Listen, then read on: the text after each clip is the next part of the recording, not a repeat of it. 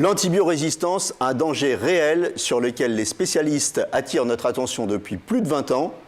Où en est-on? Faut-il s'alarmer? On voit ça tout de suite avec mes invités.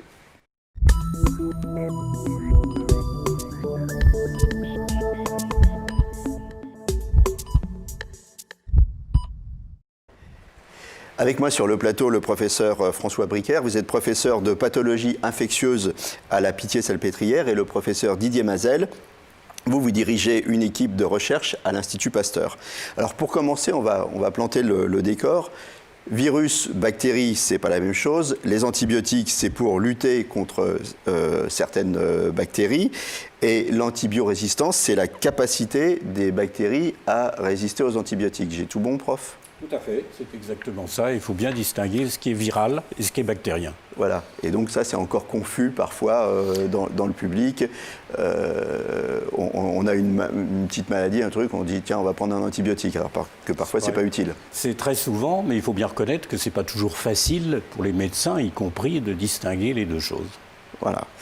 Alors Didier Mazel, vous en fait, alors vous travaillez sur l'antibiorésistance des bactéries et vous m'avez expliqué que en fait les bactéries elles sont programmées pour résister.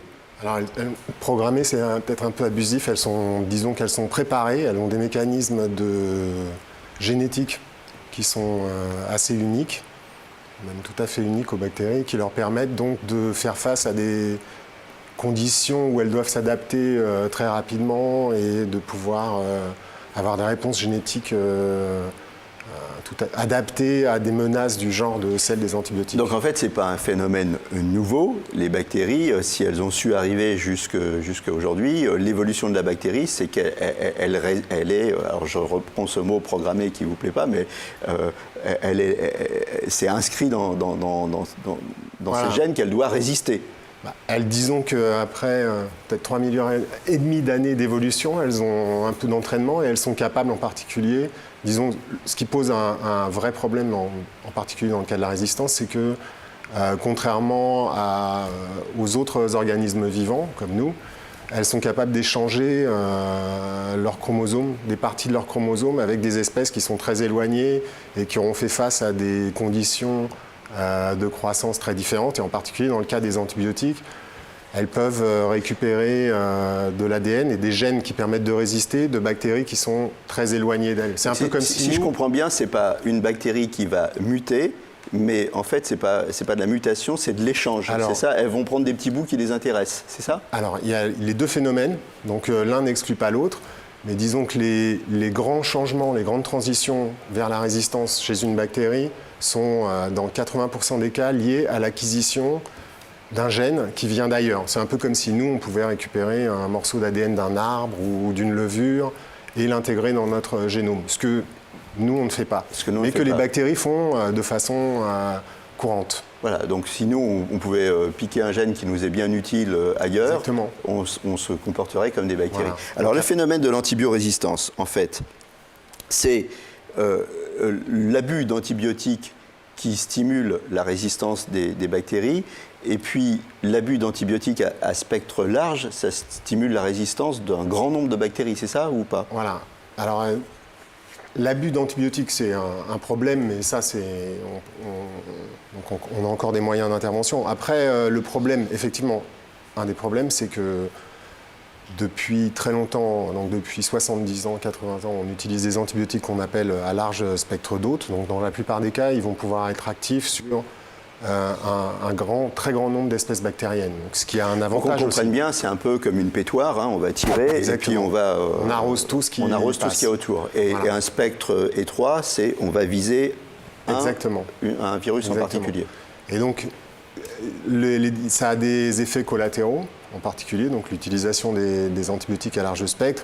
Et en particulier, peut-être que vous en direz un mot, quand on va traiter quelqu'un avec un antibiotique de ce genre-là, on va en fait laver toute la flore bactérienne, même celle qui est bénéfique, et ça va causer des altérations du microbiote, ce qu'on appelle la dysbiose. Et en plus, ça libère de la place pour les bactéries qui sont résistantes et qui vont pouvoir donc se développer et potentiellement échanger leurs gènes à ce moment-là et permettre le développement. Alors finalement, est-ce que tout ça c'est gênant? C'est quoi les risques pour les malades? Ce qui est gênant, c'est que l'acquisition de résistance par ces bactéries fait que ces bactéries vont s'étendre, se multiplier, non seulement chez nous, mais dans la nature, et en particulier chez l'animal. On vit avec le monde animal, et on va absorber dans notre tube digestif un certain nombre de ces bactéries qui, de ce fait, vont pouvoir donner des ennuis. Alors, dans bien des circonstances, heureusement, ces bactéries ne disent pas grand-chose, ne font pas grand-chose, et par conséquent, l'homme n'en souffre pas. Mais dans certaines circonstances, qui sont encore relativement limitées, mais qui augmentent progressivement dans le monde entier, et en particulier chez nous, il va y avoir des infections qui sont dues à ces bactéries, et actuellement, surtout peut-être chez les sujets qui sont fragilisés, des sujets qui sont immunodéprimés, qui n'ont pas les capacités de se défendre correctement, alors ces bactéries en profitent. C'est un phénomène en augmentation, vous le disiez. Oui, c'est un phénomène en augmentation parce que, justement, cette utilisation massive des antibiotiques dans le monde, partout dans le monde, font que ces bactéries augmentent, elles augmentent leur capacité de résistance, comme ça vient d'être évoqué, et elles se développent, et elles se multiplient, et elles s'étendent géographiquement. Ce qui veut dire que, avec la mondialisation, avec les déplacements, eh bien, cette circulation des bactéries dans le monde nous concerne de plus en plus. Donc c'est un phénomène mondial. Ça veut dire aussi que s'il y a des pays qui sont peu disciplinés et qui utilisent d'une manière très très abusive les antibiotiques, ça nuit à tout le monde et ça renforce l'antibiorésistance, c'est ça ? Absolument, oui. Et à ce propos, alors il est usuel de dire, et on a raison, qu'en Europe et en France en particulier, on utilise trop les antibiotiques, on utilise souvent mal les antibiotiques, mais nous ne sommes pas les pires. Et dans les continents autres que l'Europe, je pense à l'Asie, je pense à l'Afrique, et même l'Amérique, y compris du Nord, utilise très mal l'antibiothérapie, ce qui veut dire que nous subissons aussi les conséquences de cette mauvaise antibiothérapie. Vous parliez des animaux, ça a une incidence qu'on utilise les antibiotiques chez les animaux ? Absolument, oui. Ces antibiotiques qui sont destinés théoriquement à une amélioration de la croissance pour les différents éleveurs, on s'aperçoit maintenant que c'est une relativement mauvaise chose. Et d'ailleurs, en France, et ça c'est bien, les vétérinaires ont déjà pris des mesures pour restreindre l'utilisation des antibiotiques dans les élevages, et ça porte ses fruits, puisqu'on constate du coup une inversion du phénomène avec une diminution de ces bactéries multirésistantes. Antibiorésistance, est-ce que vous vous êtes déjà, vous, retrouvé face à un malade où vous étiez démuni parce que rien ne fonctionnait finalement, les antibiotiques ne fonctionnaient pas ? Alors, face à des infections à bactéries résistantes, multirésistantes, oui. Démunies complètement, fort heureusement, encore non.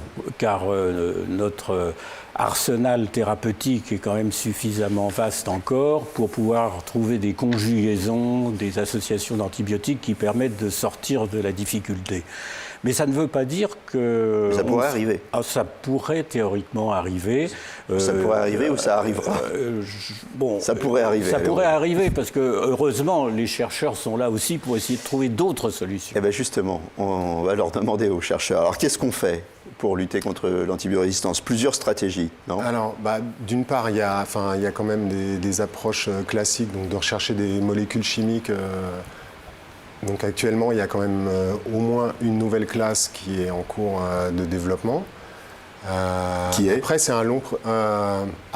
qui a un nom compliqué dont je ne... C'est pas les peptidomimétiques, c'est pas ça, non ? C'est encore autre chose, ça. Il y a ceux-là, donc, oui. Il y a les peptidomimétiques, donc ceux qui ont été développés par Brice Felden. Mais il y a d'autres molécules chimiques. Donc, dans les approches, en général, il y a l'approche de bloquer le système d'évolution, et puis il y a l'approche génétique avec CRISPR-Cas9. C'est ça, c'est à peu près ce que j'ai compris. Alors, non. En dehors des traitements, disons, avec des molécules classiques, il y a aussi ça a stimulé beaucoup, le problème de l'antibiorésistance a stimulé beaucoup de créativité. Donc, en particulier, l'idée d'avoir des molécules ou des approches qui vont être très ciblées, donc ne viser que le pathogène qui est responsable de l'infection. Donc ça a conduit à plusieurs choses, donc des nouvelles molécules assez spécifiques, mais aussi donc, des approches génétiques, donc en particulier l'utilisation de CRISPR-Cas, mais qui nécessite pas mal de développement encore, beaucoup d'espoir et pas mal de développement. Et puis il y a des virus aussi qu'on Exactement. peut utiliser. Ouais. Il y a des virus qu'on appelle des phages qui tuent les bactéries. Qui tuent les bactéries. Et ça c'est une technique ancienne mais qui avait été un peu laissée de côté, qu'on est en train de remettre en selle pour pouvoir l'utiliser.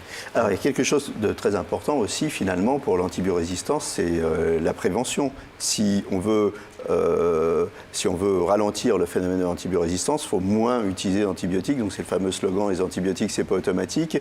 Mais on a essayé de sensibiliser les gens avec ça. Maintenant, ça arrive un peu au bout. Il y a d'autres voies, non ? Oui, alors il faut continuer quand même à sensibiliser et le grand public et le corps médical pour réduire l'utilisation des antibiotiques, moins d'antibiotiques et puis mieux cibler. Plus le spectre, comme on l'a dit, est étroit et mieux c'est pour diminuer ce risque de résistance. Mais au-delà de ça, on peut insister peut-être sur quelque chose de nouveau que les gens connaissent peut-être encore mal. C'est ce qu'on appelle le microbiote, qui est toute notre population bactérienne que nous hébergeons dans nos intestins, dans notre côlon en particulier, et qui a des tas d'actions et des actions bénéfiques pour nous. C'est-à-dire que ça facilite l'immunité, donc la défense contre les infections, ça régule le métabolisme, si on devient gros ou pas gros, ça dépend un petit peu de ça, ça modifie le caractère, les problèmes d'ordre psychologique, enfin il y a toute une série d'actions. Eh bien il faut se dire qu'en utilisant des antibiotiques, on détruit cette flore, cette bonne flore bactérienne, et qu'on modifie notre microbiote, et que les conséquences en termes divers que je viens d'évoquer peuvent apparaître. C'est-à-dire que si je comprends bien, vous me dites que quand on a une prise massive d'antibiotiques, la flore est détruite, elle ne se reconstruit pas à l'identique. C'est ce qu'on appelle la dysbiose, c'est ça, hein? C'est ça. Elle peut se reconstituer heureusement, mais elle n'est pas identique et donc il y a des conséquences sévères potentiellement de ces antibiothérapies. Alors, quand on a besoin des antibiotiques, il n'y a pas de problème, mais quand on n'en a pas besoin, c'est quand même dommage.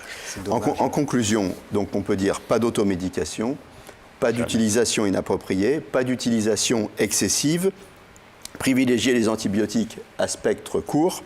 Alors moi, en 30 secondes, on n'arrive même pas, en 10 secondes, on arrive à la fin de l'émission. Est-ce qu'on peut le remporter, ce combat contre l'antibiorésistance ? Si on se bat bien, oui. Ouais. Oui. Je pense que non, on a tout ce qu'il faut en main. On a tout ce qu'il faut en main, donc voilà. Il suffit de travailler, puis chacun d'entre nous donc d'être raisonnable et de ne pas utiliser les antibiotiques quand ça n'est pas nécessaire, de ne plus faire cette confusion virus, bactéries, Oui, et d'utiliser des spectres. Si on avait des tests de diagnostic très rapides qui pouvaient être utilisés chez les médecins, ce serait ça changerait la donne. Merci à tous d'être venus sur le plateau. Donc n'oubliez pas que l'antibiorésistance, ça nous concerne tous et que ça dépend de nos comportements collectifs. À très bientôt et d'ici là, portez-vous bien.